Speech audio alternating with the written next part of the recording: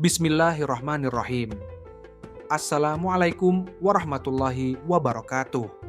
Dengan nama Allah yang Maha Pengasih lagi Maha Penyayang, sebelum memulai kisah ini saya ingin berdoa buat kalian semuanya.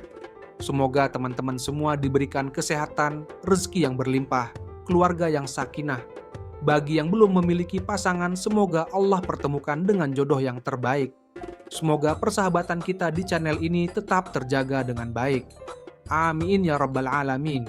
Kali ini kita akan bercerita tentang kisah Nabi Idris alaihi salam yang patut diteladani.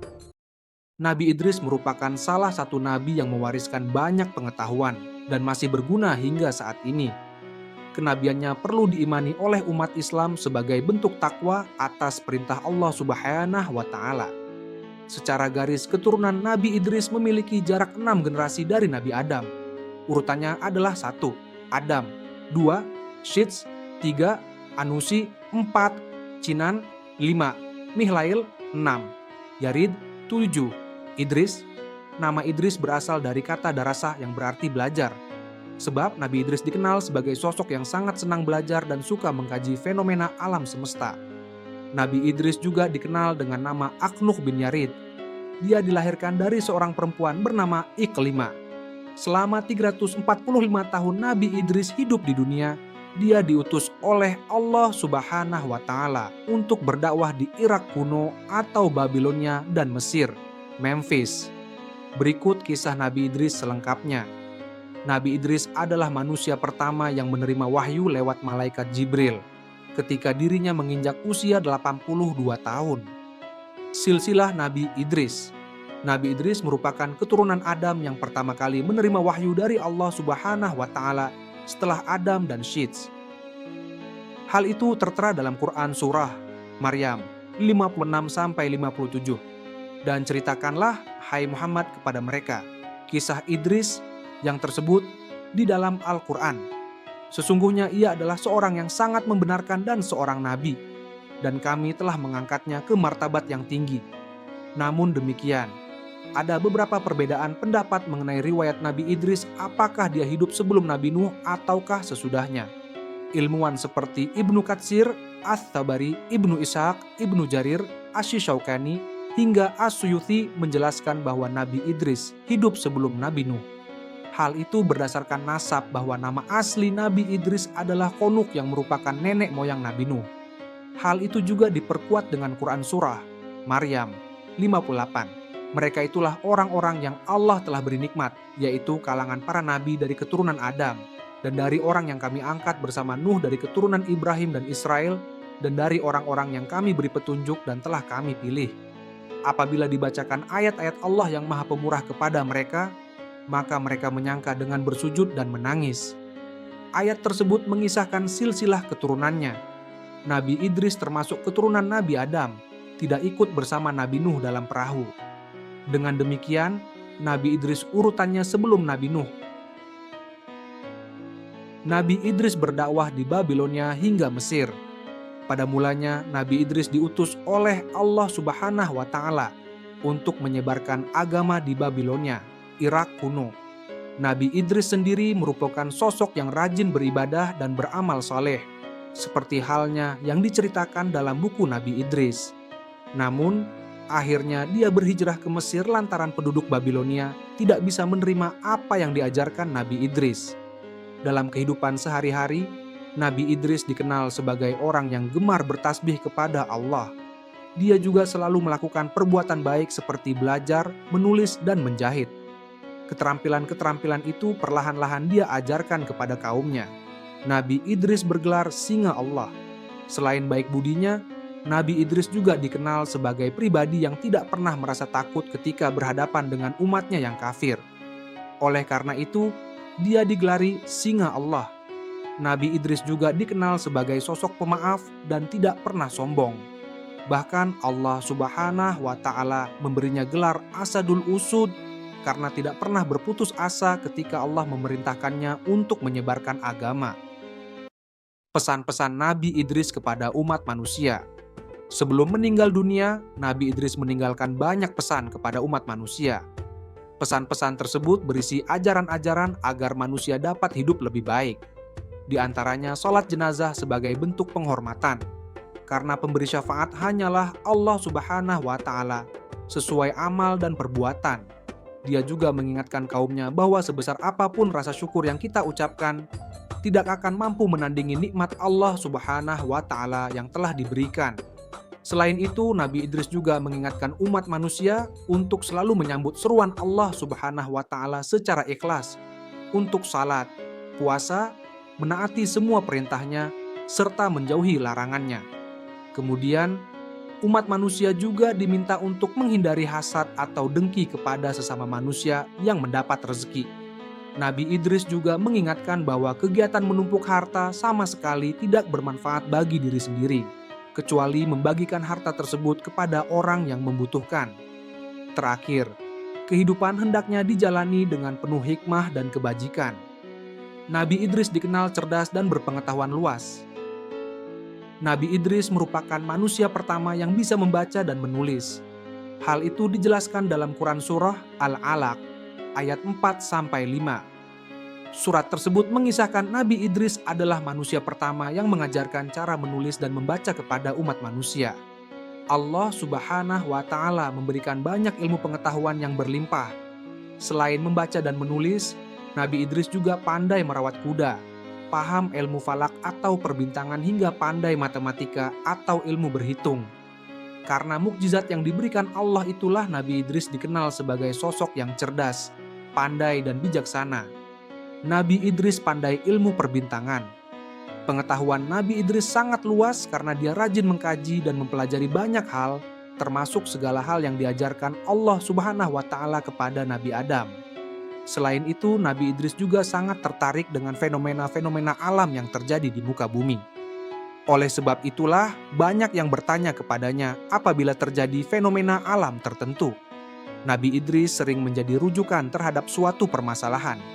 Nabi Idris dikenal sebagai ahli perbintangan. Dia adalah orang yang pertama kali memanfaatkan rasi bintang sebagai penunjuk arah, waktu yang tepat untuk bercocok tanam, hingga memperkirakan kondisi cuaca. Nabi Idris juga memiliki keterkaitan dengan bangsa Sumeria, sebab beberapa penelitian membuktikan bangsa Sumeria juga mempelajari ilmu perbintangan untuk mengetahui waktu bercocok tanam yang baik. Misalnya, rasi bintang Taurus yang dipercaya sebagai masa awal musim semi dan cocok untuk menanam. Sementara rasi bintang Virgo digunakan sebagai waktu yang tepat untuk melakukan panen. Nabi Idris alaihissalam adalah manusia pertama yang bisa membuat pakaian. Sebelum Nabi Idris terlahir di dunia, manusia sebelumnya terbiasa membuat dan memakai kulit binatang sebagai pakaian. Nabi Idris diberikan Allah mukjizat berupa orang pertama yang bisa menjahit kulit binatang menjadi baju layak pakai. Saat ada waktu luang, Nabi Idris menjahit pakaian lalu diberikan kepada kaum fakir miskin. Nabi Idris jadi manusia pertama yang bisa menulis. Nabi Idris juga dikenal sebagai manusia pertama yang bisa menulis menggunakan pena. Bahkan, para ilmuwan pernah menemukan beberapa potongan naskah kuno yang diklaim berkaitan dengan Nabi Idris. Naskah itu bernama Kitab Henokh. Salah satu kisah dalam kitab itu adalah tentang peradaban tertua di bumi Lemuria, Atlantis yang hilang di telan bumi. Selain itu, prediksi tentang banjir besar yang akan terjadi di muka bumi. Para ilmuwan itu menduga kitab Henokh tersebut ditulis oleh Nabi Idris. Kisah Nabi Idris merasakan mati dan hidup lagi. Pada suatu malam, Nabi Idris kedatangan tamu seorang pria. Dia membawa sangat banyak buah-buahan. Nabi Idris tidak sadar, pria tersebut adalah malaikat Israel yang menyamar. Nabi Idris menawarkan makanan itu kepada Israel, namun ditolak. Pada akhirnya, mereka berbincang-bincang dan berjalan-jalan melihat pemandangan sekitar. Setelah 4 hari bersama dan sudah cukup akrab, Nabi Idris mulai curiga dengan sang tamu. Sebab, tamu itu tidak menyentuh jamuannya sama sekali. Nabi Idris lantas mengajukan pertanyaan karena diliputi rasa penasaran. "Sebenarnya siapa kamu?" tanya Nabi Idris. "Maaf ya Nabi Allah, aku sebenarnya adalah malaikat Israel," jawab sang malaikat. Tentu saja Nabi Idris terkejut mendengarnya, sebab malaikat Israel bertugas mencabut nyawa manusia. "Kau sudah 4 hari bersamaku, apakah kau sedang bertugas untuk mencabut nyawa makhluk di dunia ini?" "Wahai Idris, selama 4 hari ini memang banyak sekali nyawa yang telah kucabut. Roh makhluk-makhluk itu bagaikan hidangan di hadapanku. Kuambil mereka bagaikan seseorang sedang menyuap makanan. Lantas apa maksud kedatanganmu kemari? Apakah kau ingin mencabut nyawaku?" Malaikat Ezrail menggeleng. "Tidak ya Idris, kedatanganku memang untuk mengunjungimu karena saya rindu dan Allah telah memberikan izin." Setelah percakapan itu, Nabi Idris membuat satu permintaan. Dia ingin malaikat Israel mencabut nyawanya, kemudian menghidupkannya kembali. Nabi Idris penasaran dengan rasa sakratul maut yang konon sangat dahsyat sakitnya.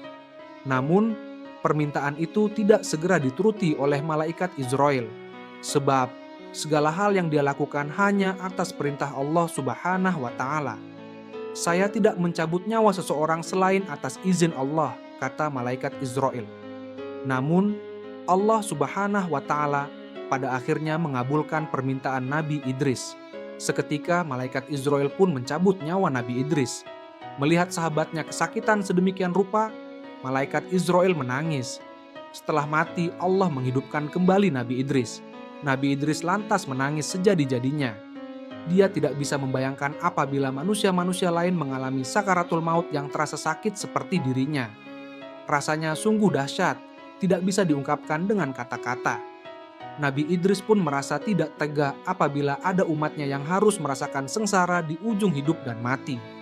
Sejak saat itu, Nabi Idris semakin giat mengajak umatnya untuk senantiasa berbuat kebaikan, taat kepada Allah, dan menjauhi segala larangannya.